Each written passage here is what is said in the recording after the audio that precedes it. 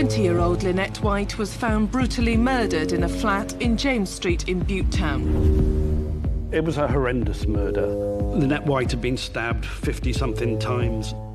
A woman noticed a man who appeared to have blood on his hands. It must be the prime suspect. Man was mumbling, incoherent. I gather he was crying at times. He certainly is a person who we must speak to at this time. When the police began their investigation, there was pressure on them to find the culprit. Police have now been interviewing Lynette's boyfriend, 21-year-old Stephen Miller. I kept saying I was not there. You were there that night? I was not there. After 10 months, the pressure was on them to get a result, which is a totally different thing. Together with all the others, you were there that night? Several other men are also said to be helping police as part of the They've gone from a fair-haired white boy to all black boys. You did this. You were stabbing Lynette, and this thing is getting scary. I knew they was fitting me up. I knew it straight away. I just knew it. You saw him stab your girlfriend Right. about 15 times, Yeah. and you ran away. Yeah. It's the truth. Why did I break and accuse innocent men of something they didn't do? That's something I have to take to my grave.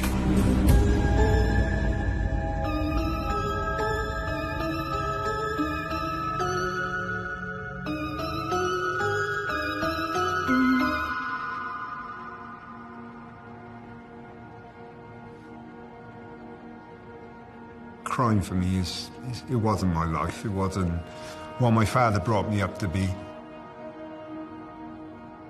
He brought me up, you know, really good. My life fell apart when my dad died. My mother couldn't do nothing, even though she tried, but I was just too uncontrollable. I just wanted to go out and scream at the world. As your life went on, it just carried on, you know, and then the murder come along. From the day the police come to my house, my life has been up in the air ever since. We was treated like animals.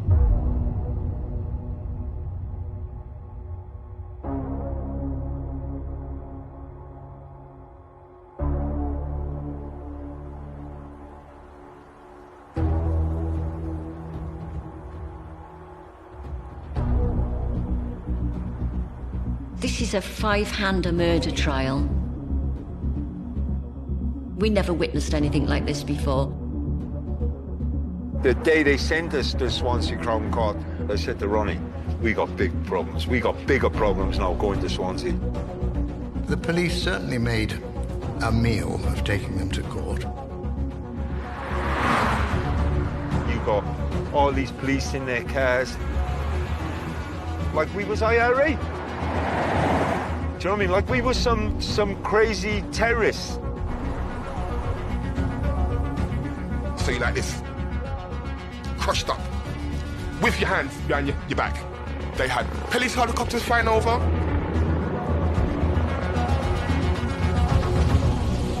The trial was moved from Cardiff to Swansea.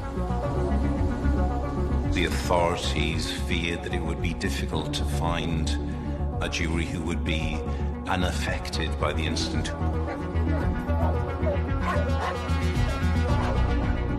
The supporters of the defendants felt that the jury, bluntly, would have been whiter. There are parts of Wales where there is no black people living there, and they had never seen anybody black.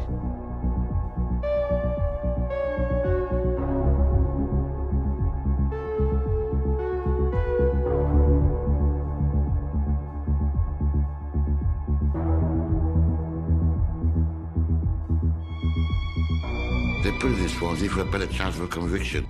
There's one white girl who's dead. We're all black. That's like taking a case to Texas. 5 black guys in Texas. They're all gonna hang.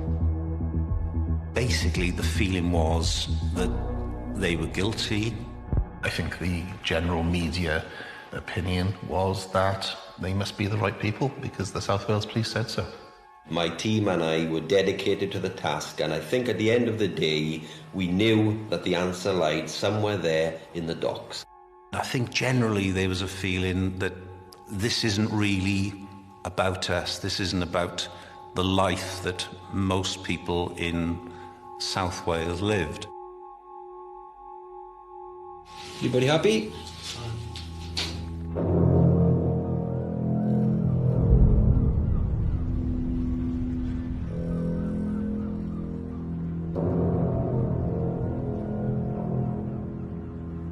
There are 7 QCs involved in this trial, 5 for the defence, 2 for the prosecution. Mr. Justice McNeill, the judge, has already warned the jury that it will be a long trial.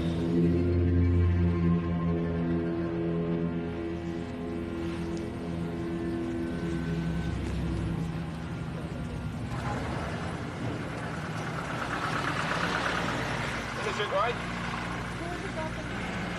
Innocent!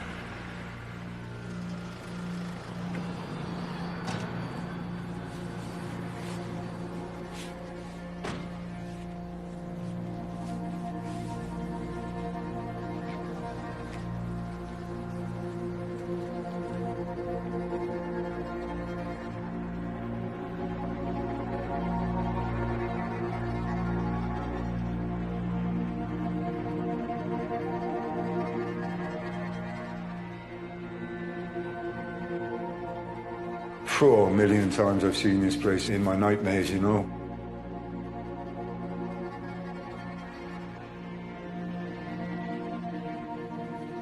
It's kind of emotional, actually, being down here.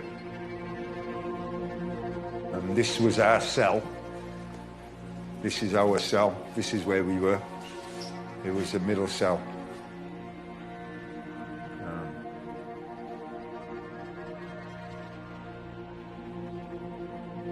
You know, the first day in the court was really, really, really daunting, you know? Scary. The defendants. They came across as menacing, as dark.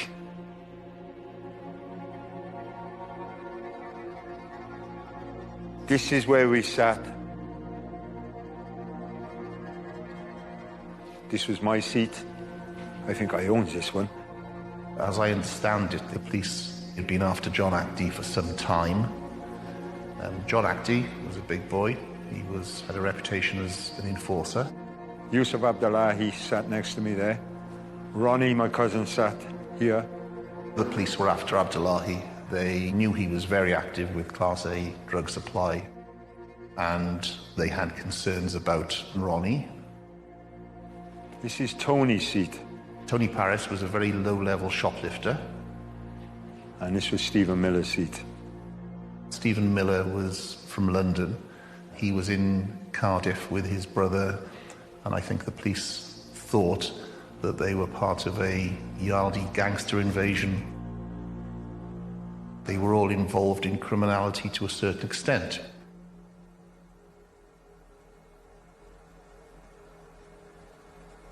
Every officer who worked on this case deserves special mention. But I particularly want to name my deputy on it, Detective Superintendent Ken Davis.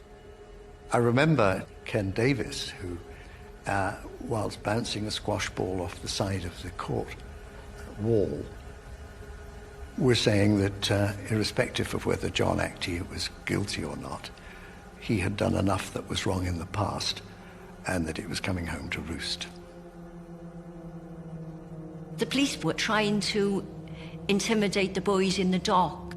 The tension was just unbelievable.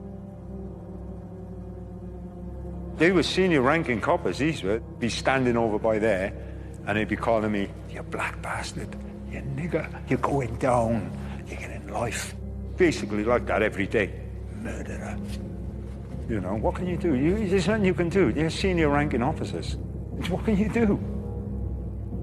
I was frightened because I was thinking to myself, well, what the everything that I got myself into? The place was just compact with so much people. I looked at Della, because Della was next to me on the right-hand side.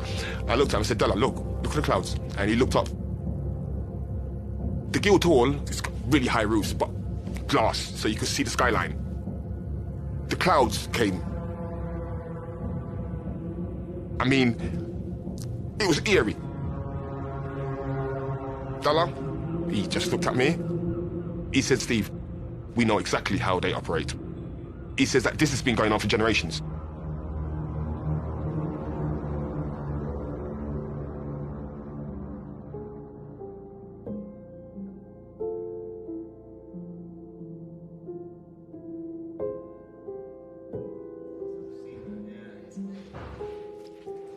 There we go, thank you.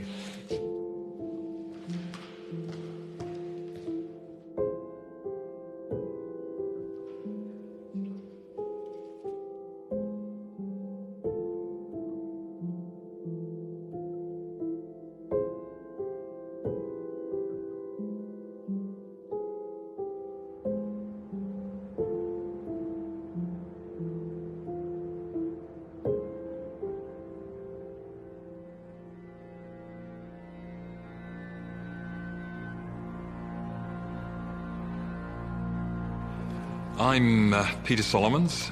I was a reporter for BBC Wales. The prosecution opening was extraordinary. A ritual killing, 5 men standing around a young woman, each passing this 5-inch long knife and systematically stabbing her. In opening the prosecution case, David Elfer QC said that the 20-year-old prostitute had been murdered on St. Valentine's Day 2 years ago. In all prosecutions, the prosecutor has to fill the jury in about the background of the case that's relevant. This gives the prosecutor an opportunity to colour and exaggerate the tale in order to soften the jury up. The docks area of Cardiff was described in court as a place where people live on the outskirts of society and where knives are worn as part of the clothing. Elfer QC referred, and I paraphrase, to the docks being so different, the lifestyle being so different from the ordinary way of life that the jury occupied. David Elfer said it was like an upside-down world. When we go home from work, he said, they get up and go to clubs. Then, when we get up to go to work, they return home to sleep. He just wanted them to make us out as though we're robbers, we're killers, we're drug dealers, we're rapists.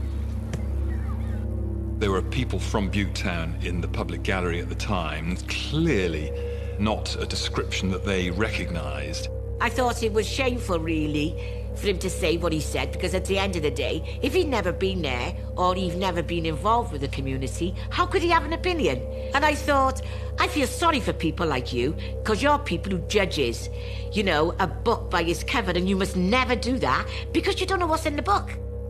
What he was doing was perpetuating a myth that was about Butte Town, and he was selling that myth to people who didn't know, didn't understand, and as white people growing up in Swansea would probably not be aware of their own racism.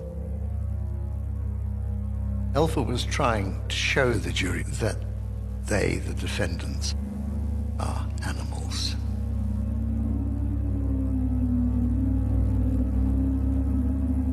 Well, they were all white. The jury were all white. There weren't any black or Asian or any other ethnic minorities whatsoever in that jury panel. We felt that it was unfair, but judges in those days just wouldn't listen to those arguments.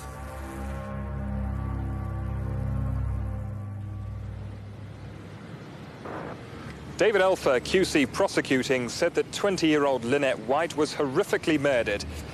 He said she'd been stabbed so many times in the chest, her shirt had become like lace. Her throat had been cut virtually from ear to ear. As part of his explanation of what happened, there were photographs shown to the jury. I could see on the faces of the jurors they were visibly moved when they saw them. I actually saw them myself, and in life there are some images that you can't unsee once you've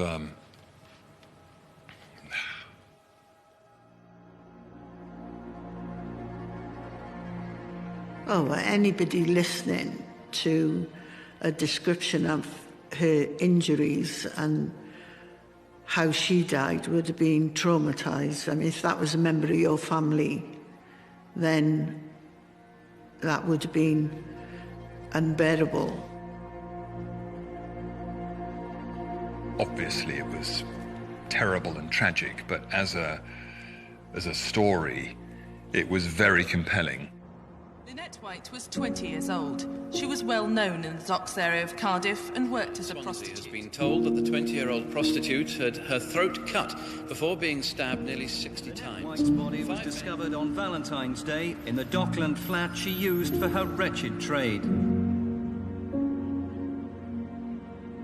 And I just get very upset about the way that the media portrayed her. That she prostituted herself was not all that she was. She had a good heart, do you know what I mean? She's a nice person, do you know what I mean? That's, people who don't know Lynette, they can't judge her because she's on the street, do you know what I mean? You don't judge somebody on the street. She's my partner. I loved her. I wanted to do the right thing by her. I mean, I remember her smile because she had a certain way of her. Well, she was in school with my daughter, Lynette White, and she would have been the same age as my daughter now, 54, which is sad when I look at my daughter because she's got children, grandchildren. She obviously missed out on all that.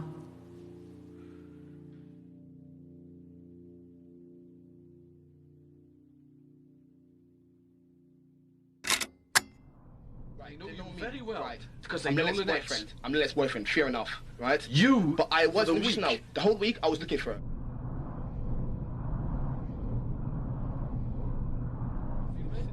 I was there. They're going to be put in court. Right. You have been placed at the scene of the murder. Okay. You've been placed at the scene of the murder with a number of other people.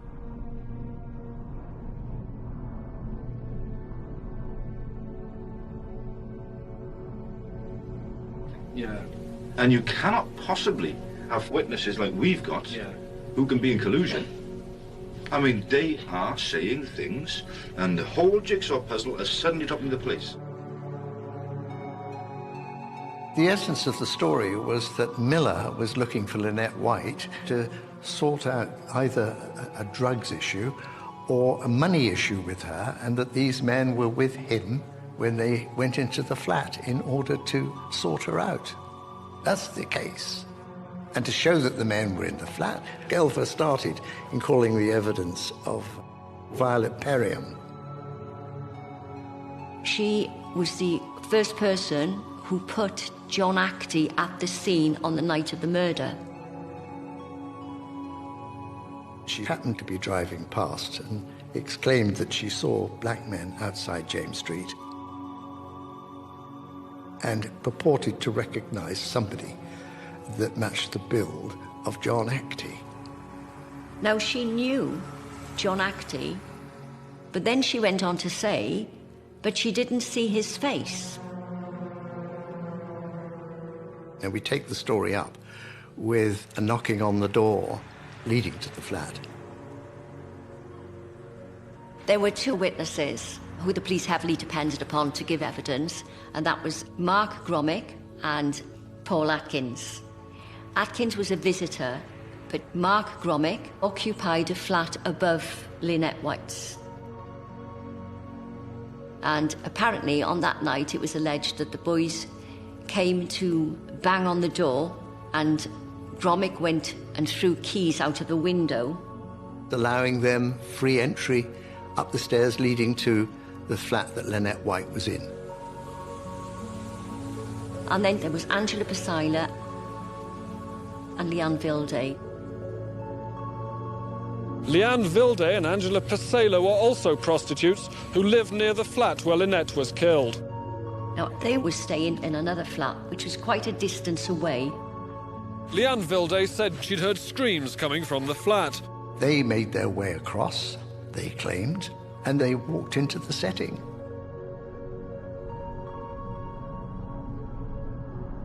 Leanne has described the scene. She describes herself, obviously, standing near the window by her head. No then. She describes the other two as being by the body.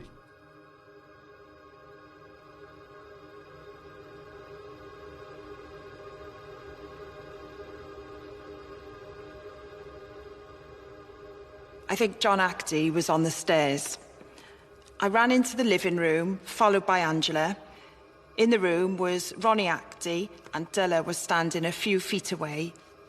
John Actie came in behind us. I saw Tony Parrish standing over Lynette, stabbing her in a downward motion.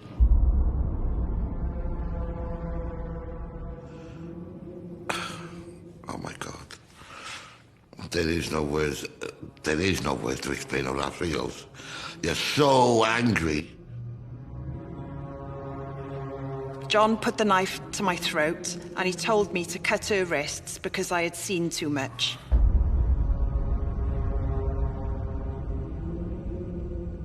It's untrue. It never happened. Tell the truth.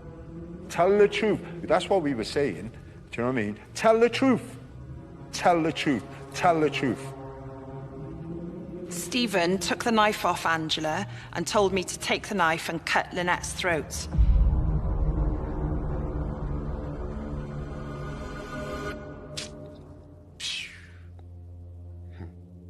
Leanne says that you were standing there and that you stabbed Lynette. It was like BAM in your face. Why is she saying this about me? Why? John then said, there'll be a couple more murders if the police hear about it.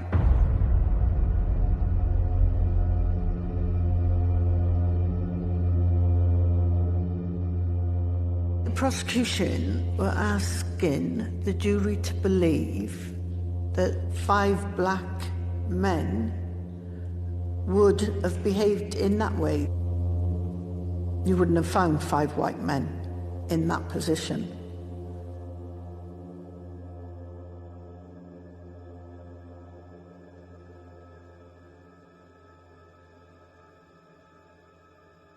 At one point in the prosecution case, they talked about foreign blood being there at the scene. Not blood that belonged to any of the 5 accused, but someone else, not Lynette White's. So, whose blood was this?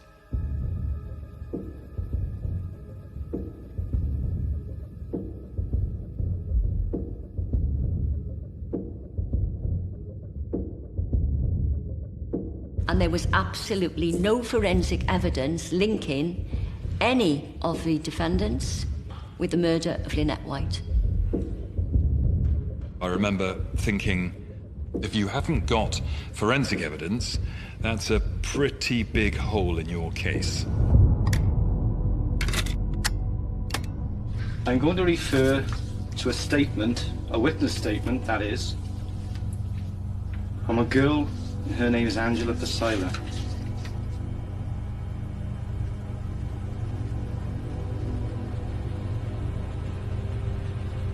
She heard somebody knocking on the door of her flat.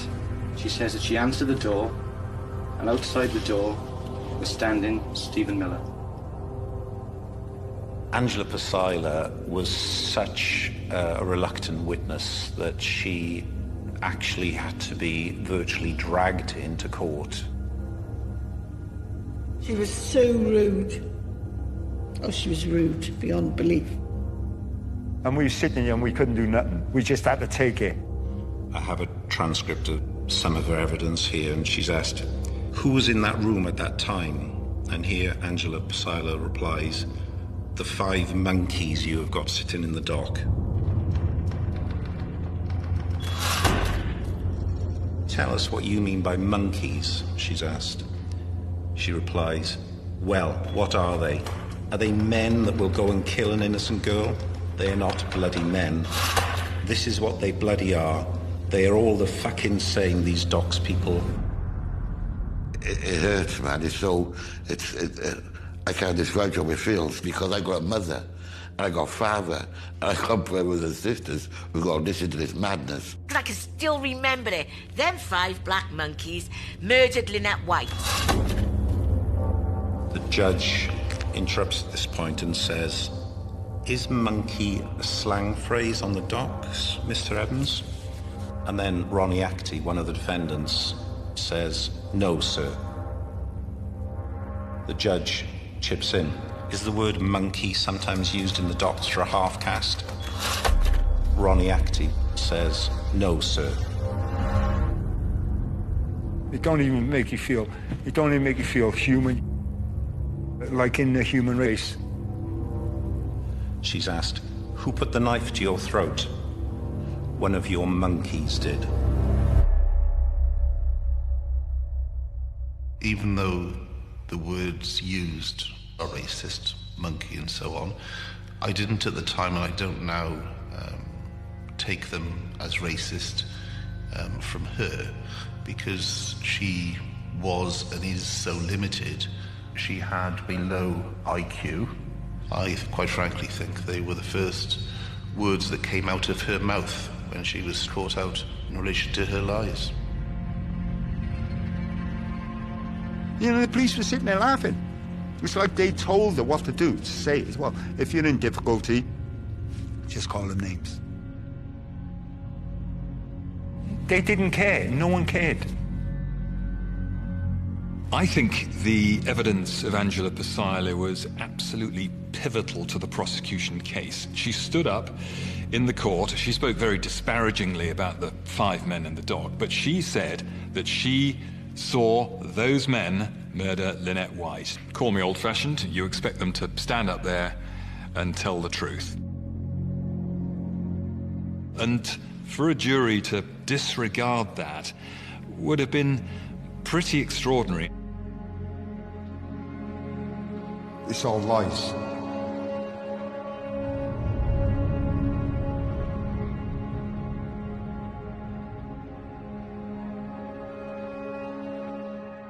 When I got called to give evidence, I had a panic attack. They had to get a doctor out for me. So the 5 defendants were cross-examined for more than 4 weeks. They all so vehemently denied murdering Lynette. When I stood in the dock and gave evidence, I told them I wouldn't walk down fucking James Street with those other boys are talking about. They might go and kill somebody with them. And then I'm telling the jury how me and the police didn't get on. All the time I said this. The police fitted me up. I told you this, I told them that in the Crown Court. It was just bullshit. It was fabricated, made up by South Wales Police. I know what I had alibi. I know I didn't do nothing. So I told the jury, what I said in the interview is bullshit.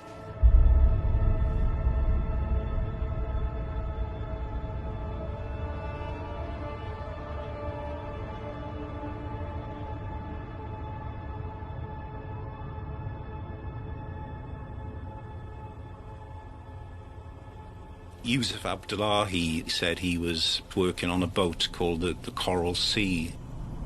We know we got you in here because you murdered Lynette White along with others. I was on a Coral Sea. That's why you're in here. I was on a Coral Sea. You weren't on the Coral Sea working all that Saturday night.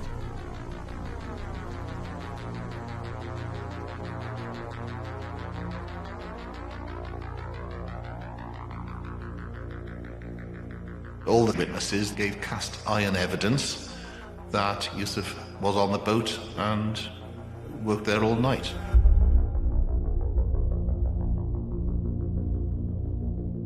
We wanted the case to stop, for the judge to throw it out. But then things, you know, took a turn for the worse. The trial was coming to an end. The prosecution had made their case.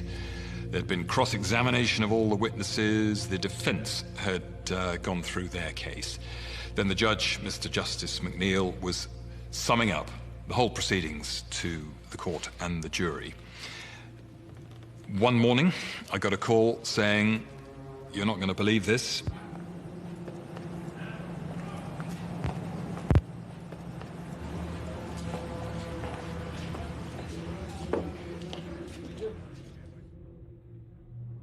The judge dropped dead.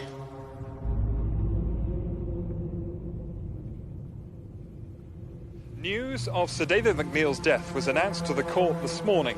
Before the jury was discharged, tributes were paid to the judge. We wondered whether the new judge would pick up from that point, or whether there would be a whole new trial with all the time and expense that would involve. As it turns out, it was to be a new trial.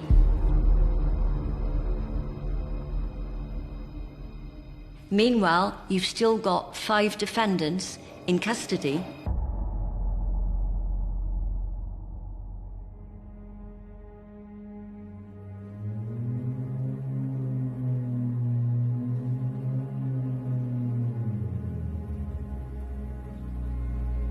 You know, we had to sit through that again.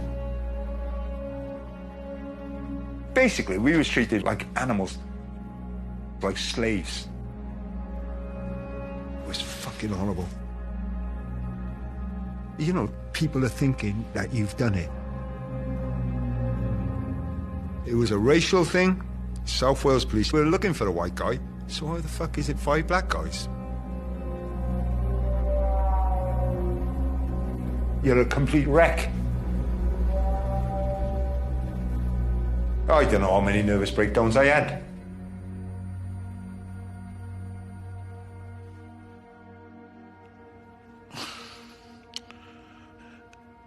I got no words, I can't even speak about how bad it was and what they'd done and how they'd done it. Tried to take my life, man. If I was weak, I would have fucking hung myself.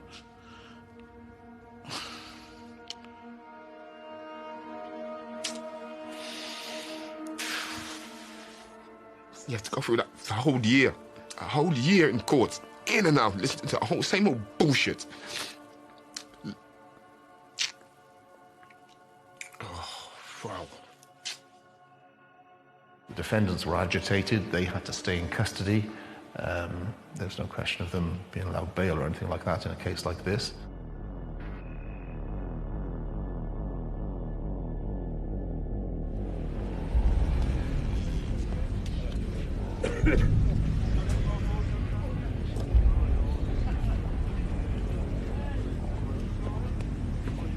Traditionally, second trials or retrials never go as well as the first one because there's been a rehearsal. We were in a very difficult position. The defense needed to undermine Vilde and Pasila and their evidence. And so attempts were made to show that they were lying. They were put forward by the prosecution as credible witnesses. But the evidence they gave in their initial statements was quite different to the evidence they actually gave at the trial. They were cross-examined about those statements by the defense.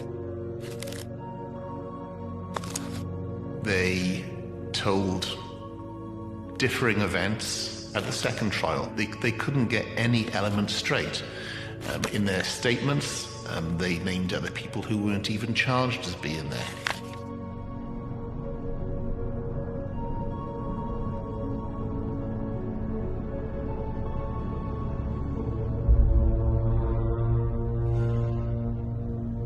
The pressure they must have been placed under, because of course they were being taken to police stations time and time again on repeated days and relentlessly interviewed without legal representation.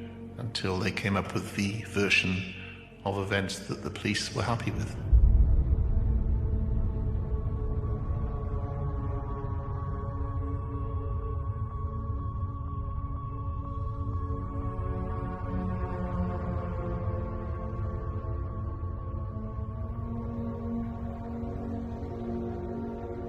To make matters even more confusing, the defence produced a letter in court written by Leanne Vilde to a friend, claiming that she'd lied to the police.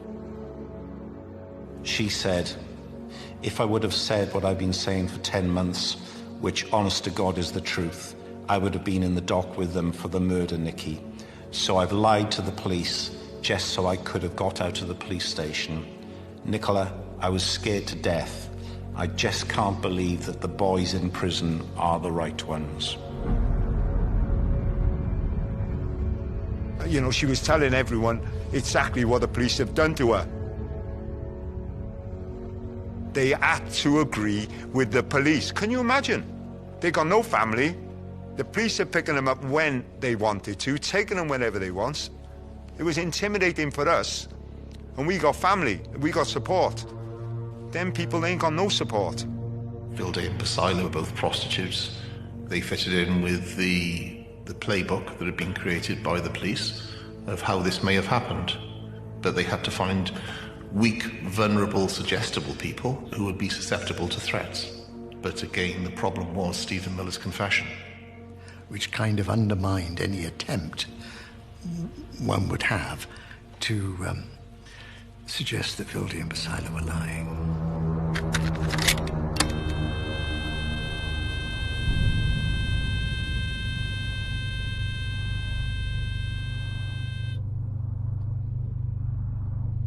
It's incredibly difficult to get over a confession.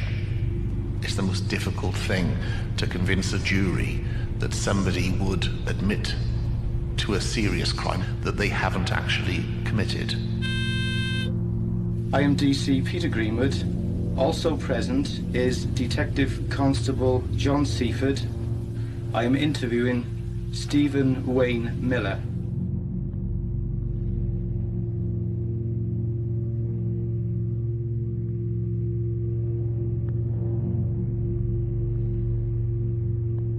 The defence wanted the confession from Miller ruled out. They said that he wasn't in a fit mental state to put up with the weight of police questioning during what was an interrogation. If you wish to do so, but what you say may be given evidence. Do you understand? Well, I understand that, yeah. Right, that's fine. Confessions were terribly important in the 1970s and 1980s.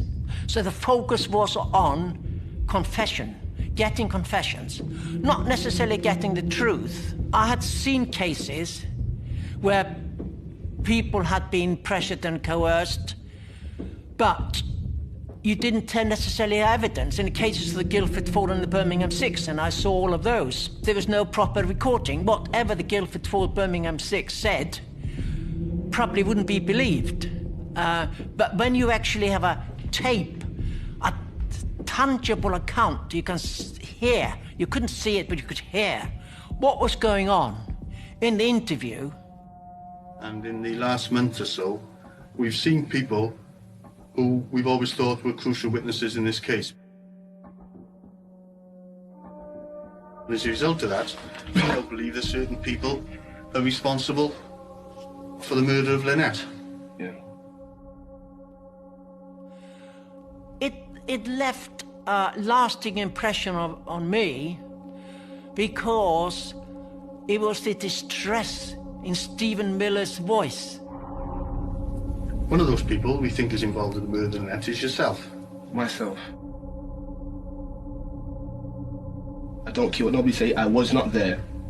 As far as I'm concerned. There were 19 tapes of interviews over about 5 days. There were 12 hours and 40 minutes in total. And you could see how the pressure was just building up gradually from interview 1, built up by a team of nice officers who kind of befriending him and were softly spoken.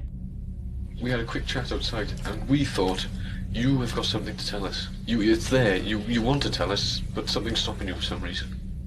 The good guys, so to speak, manipulating him, building on the trust that they had with him, to the aggressive interviewers who were challenging him aggressively and shouting at him. And when I started listening to Seven, the shouting and the screaming, and I'd never heard anything like that. Oh, you could sit there and say that, being in that room, seeing that girl there in the state she was in, and you were supposed to have had all this wonderful care for her, seeing her damn head hang off, and her arms cut, and stabbed to death. I wasn't there. You were there that night. There. Together with all the others, you were there that night. There. All the way through, I says, I don't know what you're talking about. I was not there. I kept saying I was not there. Locked me on a cell for about an hour. And they bring me back into the cell and then question me again. They just kept driving me and beating me with this. It's like I was getting assaulted. Stephen Miller had an IQ 75. He was extremely suggestible, and it was easy for the police to manipulate his trust in his own memory. So after the hammering in interview 7, in interview 8, when the nice people came in, he then admitted that perhaps he had been there. Now, up to your eyeballs in drugs and drink, it seems like a good idea. They take it a bit too far. They do take it a bit too far. And then they say, come here, see what we've done for you. You can be right. You just can be right. We think we probably are. Yeah. We think we probably are. You're agreeing with us, you know. I mean, you've got no reason to doubt it. But as I said, I was out of it, you know what I mean? Yeah. So you're so out of it, you're off your box. I mean, you've been honest with us. We think it's marvellous. You know, we've got... What you have there is somebody who seems to be able to provide you with an explanation as to why you don't remember being at the crime scene at the time. Is a technique that American interrogators often use to undermine people's memory. You were on drugs. You could have been stoned out your head, Stephen. You're boozed up, you're up to your eyeballs with drugs, and you're talking to your mates. Can you see this now? Yeah. So it's quite possible that later, en masse, all down to number 7, into the flat, they might have sorted it. I'm not saying you did. yeah, that's what I'm saying. That's what I'm saying. As far as I'm saying, right? I might have been there. I think I was there. This piece of interview is crucial because then Mr. Miller starts admitting that maybe he was in the room. Would you describe it as a frenzied attack? What do you mean, a frenzied? Was he now beyond himself? Was he now acting like a madman? I would say so, yeah. You saw him stab your girlfriend Yeah. about 15 times. Yeah. And you ran away. Yeah.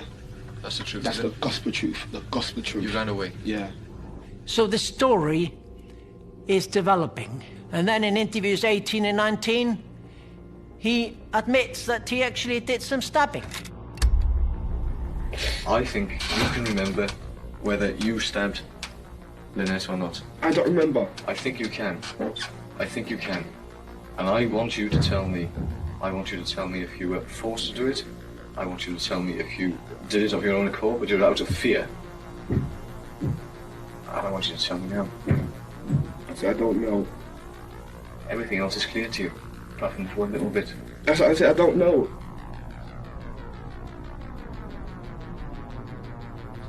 I might have done. I might have done.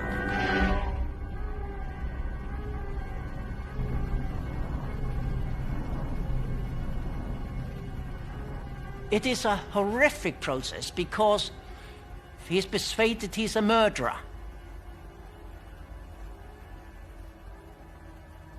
My final conclusion, I'll read it out.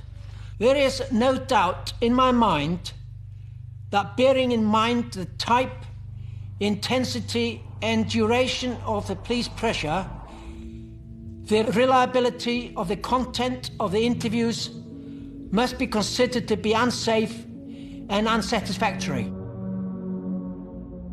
Anyway, the judge did not seem particularly impressed with my evidence because he thought Stephen Miller clearly wasn't very suggestible. So he ruled the interviews in.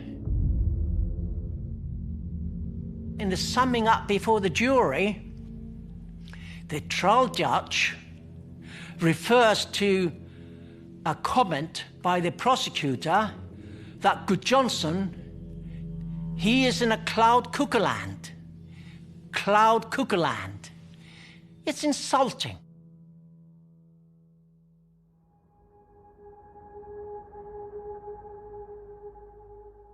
The combination of the prosecution witnesses, together with a confession, was extremely compelling. The defence countered it, but on balance, I thought, sitting there, that there was a pretty good chance that all 5 were going to be convicted of murder.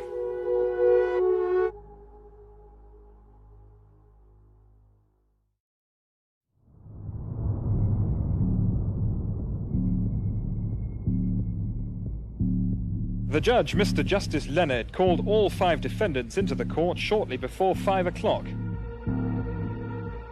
The dock was cleared apart from Stephen Miller, Lynette White's boyfriend. Stephen Miller stood in the dock, and the judge asked the jury for their verdict. The verdict: guilty. Guilty. I mean, woo. I just looked at the thing, I started swearing at them. I just sweared at the judge and I sweared at the thing, and I just walked downstairs. I came downstairs, took my blazer off, and I just flung it on the floor. Screaming! Burst out crying. Then it was Anthony Paris's turn. There's no way they'd find me guilty. I'm still thinking justice will prevail. The jury foreman again announced a guilty verdict. When they said guilty, well, I don't know what happened to me. All I know is I didn't faint. I just stood off the chair and I thought, oh my God, what have they done? I'm not going home. I'm in a fucking jail for life. I couldn't believe it. I just stuck to the rails. And they tried to move me, and they can't move me because I wouldn't move. I just turned to the jury and I said, how could you find me guilty? Took me down the stairs. Can't be happening, this is... But it is happening, and it's happening to me.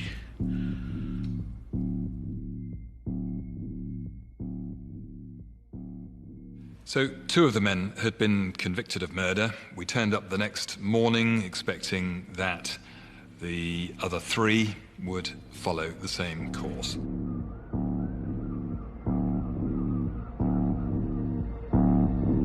The jury had been deliberating for 20 hours when asked by the judge if they'd reached a verdict on any of the 3 remaining defendants. The jury foreman said they had on Ronnie Actie. When asked for the verdict, the foreman said not guilty. The court erupted. Ronnie Actie himself, it seemed as if he couldn't believe he'd been acquitted.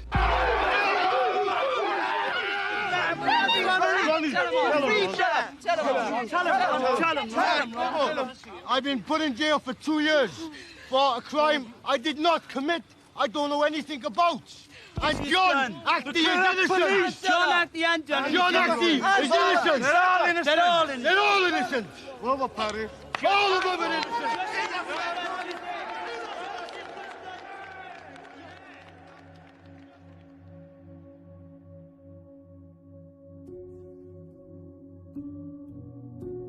Tony and Stephen Miller had already been found guilty. Ronnie had been found not guilty.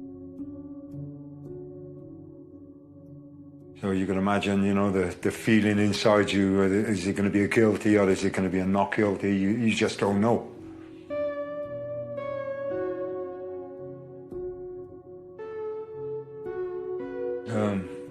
You know, it's very hard. It's very difficult, you know, knowing you could go at the top of them stairs there and you could get a guilty and get a life sentence for something you know nothing about, you know.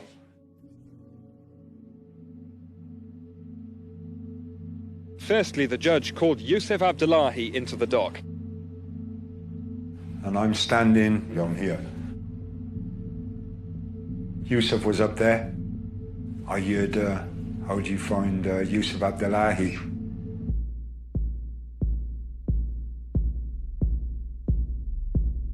The jury foreman was then asked for the verdict. He said guilty.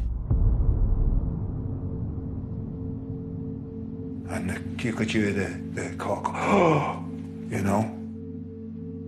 There were screams from the public gallery, and Abdullahi turned to the jury and said, "You've taken my life away from me. I'm an innocent man." And then they brought him back down.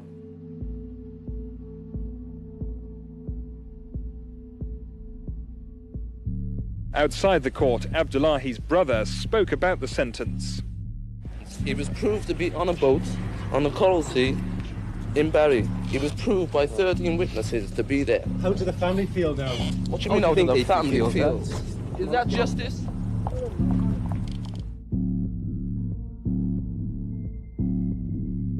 And then they called me. Now, we've just had a guilty. Could you imagine how I'm feeling to get up these stairs for my verdict? You know, it wasn't good.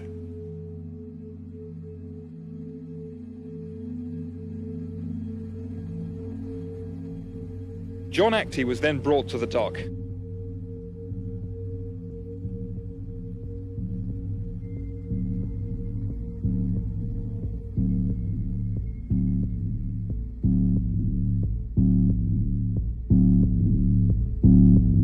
It was a very hard journey to get up them stairs, you know. All the police was lined up all along here. It was like a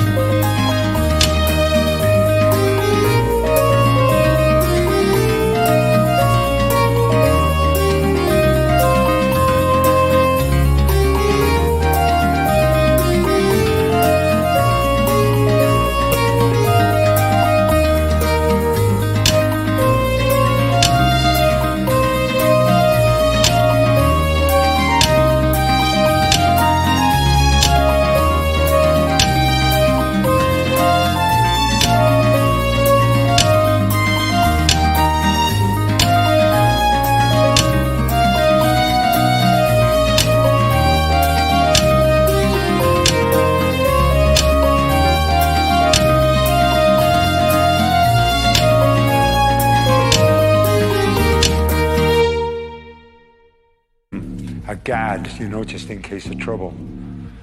And then I come here, and this is where I stood, right here. The clerk asked the jury their verdict, and not guilty.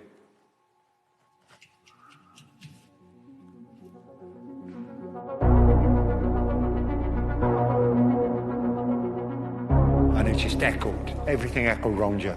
Not guilty, not guilty. Not guilty, not guilty. You know, and it took a while to come across to me, you know, and then it was, ah! And then my brothers and family and everyone just dragged me out of there. Everyone's screaming, everyone's jumping. There's police, they're all angry, you could see their faces, dragging me out of here. They all got their hands around me.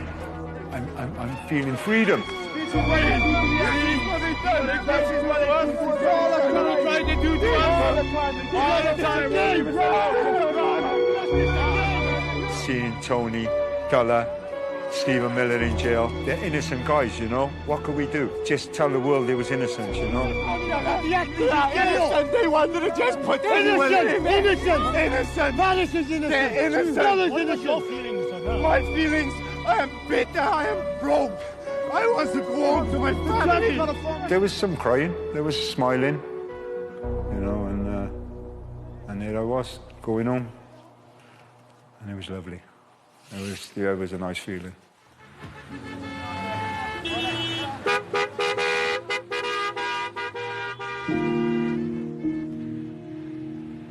The prosecution had painted it very much as the five acting together, but it was very strange because you had the three being found guilty and the two being found not guilty.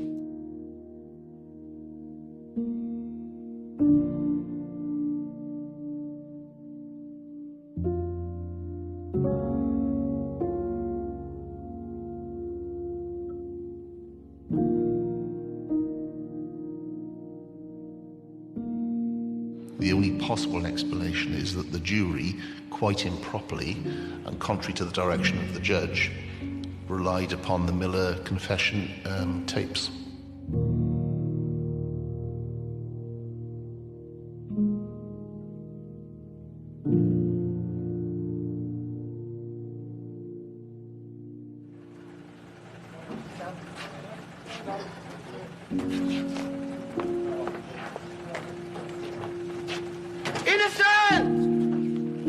Fuck you innocent, man. Fuck you set up. Set me up, bro. Fucking justice will be done, don't worry. How was it that the four primary prosecution witnesses had turned up in court and told those terrible lies? What possible motive would they have? What's the other explanation? The other explanation is that effectively this was a police stitch-up. Does Roger tell you where we go and boys?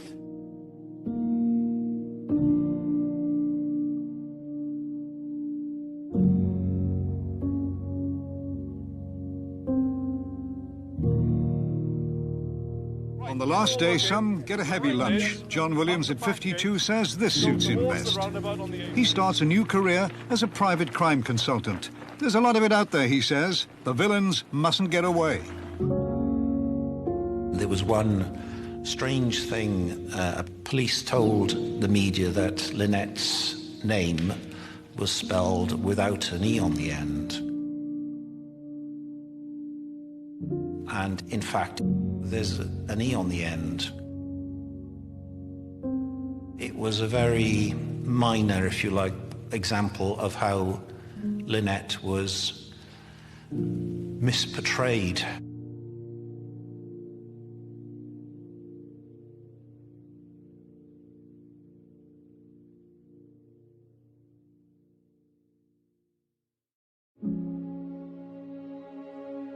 I can remember this crew, this PO saying to me, don't worry, Tom, just be yourself. You'll be okay. Looked at him, and he fucking out a laugh. I gonna go up there and black Welsh, small in an English jail. I was scared.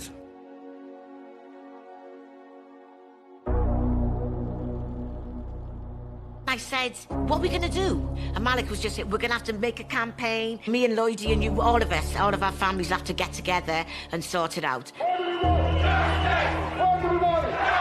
You can't stop. I couldn't go to bed knowing my brother was in there innocent. Would you say that this presence is inflammatory outside the prison? Well, I think that if prayer is inflammatory, then you'd have to take that up with Jesus, not me. The hope was just small. I could just about see a little light.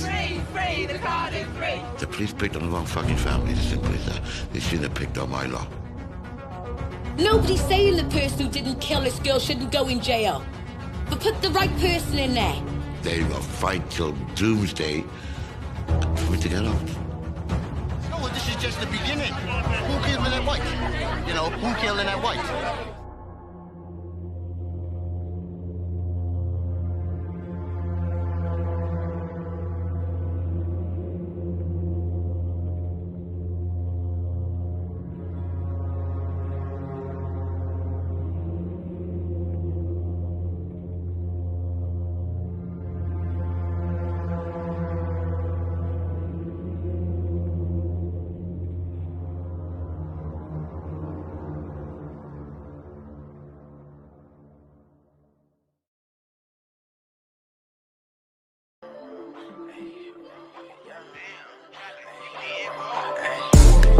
From the 9-1, switch that over, that's the down. I was at the West Coast, now I'm in the East Coast. Shawty wanna